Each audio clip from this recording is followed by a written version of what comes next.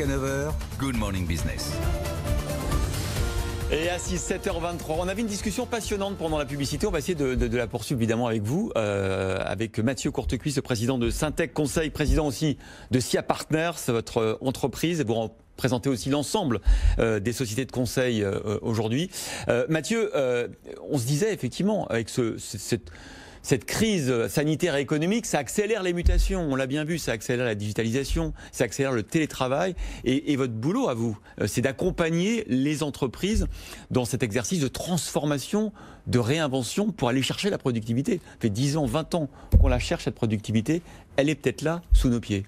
Oui, c'est un petit peu le baromètre qu'on publie aujourd'hui, Christophe. C'est un baromètre de la compétitivité qu'on tient depuis 9 ans. Alors, il y a une petite frustration quand même, puisqu'on a vu un petit bond dans les dirigeants qu'on interviewe. C'est-à-dire, il y a un peu plus de 300 dirigeants qu'on interviewe. Et le diagnostic sur l'évolution de la compétitivité en France était assez bon avant. On était sur une tendance formidable, voilà. On décollait. Avec presque 45% des dirigeants qui considèrent qu'il y a eu une vraie amélioration de la compétitivité. Alors, avec encore des axes de progrès qui étaient bien identifiés. Et puis, paf, on se prend évidemment la crise. Alors, la crise, comme tout le monde à la limite. Voilà. Bon, alors comme tout le monde, mais pas tout à fait quand même, parce que il y a quand même des petits différentiels qui sont en train de s'exprimer, notamment en Europe. Et puis là aussi, les crises c'est des accélérateurs de tendance, et on voit aussi les écarts entre les points faibles et les points forts de chaque économie. Là, l'opinion des dirigeants, c'est que il y a quand même plutôt un satisfecit sur l'ensemble du package de mesures qui a été prise pendant la crise. Donc c'est extrêmement clair. Mais la confiance dans la compétitivité, c'était très long à établir. Nous, ce bond, on constate pour la première fois en réalité depuis 9 ans.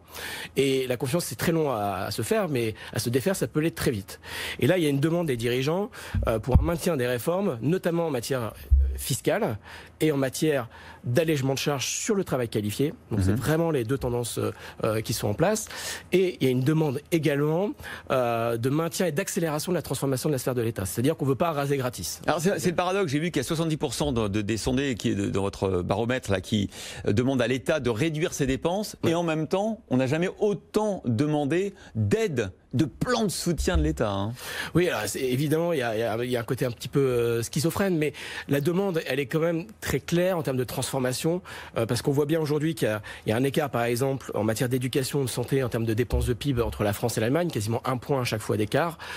Pour autant, on voit bien, et la crise a montré, que les résultats ne sont pas toujours là. On le voit bien en termes d'équipement médical, on le voit aussi en matière d'éducation, puisque l'indicateur PISA est assez négatif, et en même temps, les personnels opérationnels de ces métiers-là sont moins payés qu'en Allemagne ou au Royaume-Uni. C'est ça. Donc il y a bien un problème de couche intermédiaire, administratif. Il y a un problème d'organisation de l'État. Donc il y a clairement ça. Alors, ça pèse sur notre compétitivité forcément, parce que ça veut dire que le poids de l'État dans notre économie est plus important qu'ailleurs, et que donc forcément on le voit sur les impôts de production, encore sur les charges sociales, ça pèse sur notre productivité. Voilà, tout à fait. Donc la demande de baisse des impôts de production et de baisse de l'IS reste très forte. 55% des dirigeants demandent le maintien de l'agenda en termes de baisse de fiscalité.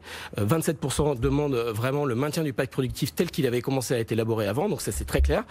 On appuie aussi un peu sur le frein en termes de réforme des retraites et des réformes de l'assurance chômage. Il y a moins de demandes là-dessus aujourd'hui. Il y a vraiment un focus qui est finalement centré sur la fiscalité et les charges. Et nous, on met aussi en avant un indicateur qui est pas forcément vu usuellement. C'est le différentiel de coût du travail qualifié en France.